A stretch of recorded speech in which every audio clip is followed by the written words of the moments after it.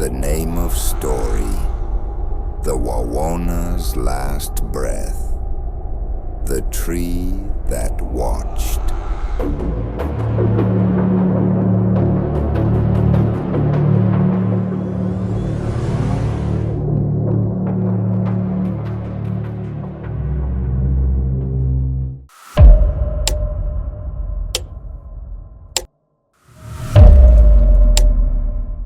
This is the story of the Wawona Tree, a 2,300-year-old giant sequoia in Yosemite.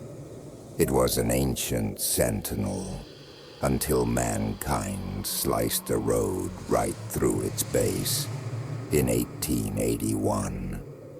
It stood there, wounded for decades, a living tunnel, a symbol of nature violated, and all that time, it watched. Our horror begins with Elias, a ranger assigned to monitor the Wawona in the late 1960s. Elias wasn't afraid of the wilderness. He was afraid of the silence around the tree. He wrote in his journal that on calm nights, the air felt thick and heavy, and the immense wood of the tree seemed to absorb all sound. He swore the air inside the tunnel wasn't just cold, it was desperate.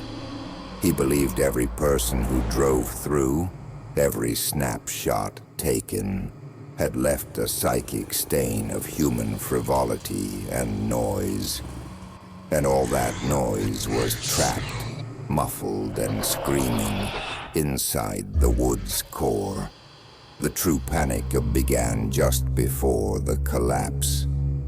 Elias reported that the tunnel entrance was coating itself in a dark, oily, viscous sap that oozed from the inner cuts. This wasn't natural sap. It smelled like copper and old blood. And sometimes he'd find handprints, tiny, contorted adult prints, pressed deep into the sticky sap, prints that crawled along the wall, even though no one had touched the tree. One foggy night, Elias drove through the tunnel, and his headlights caught a fleeting image. Standing inside the tunnel, pressed against the wet wood, was the spectral form of a man. Not translucent, but a solid figure whose clothes seemed to be slowly dissolving into the tree's surface, his face fixed in a silent, agonizing scream. Elias didn't look back. He just drove. On a snowy morning in February 1969, the Wawona Tree finally fell. It didn't break or split. It simply buckled under the weight of the snow and its own decay. When the cleanup crew arrived, they found something unsettling. The massive, broken segments of the wood had twisted, as if the ancient tree had used its final energy to seal the passage completely closed. They found Elias's abandoned Jeep nearby, its windows frosted over. Elias himself was gone.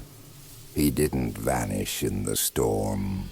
He vanished at the sight of the tree's last, shuddering moment.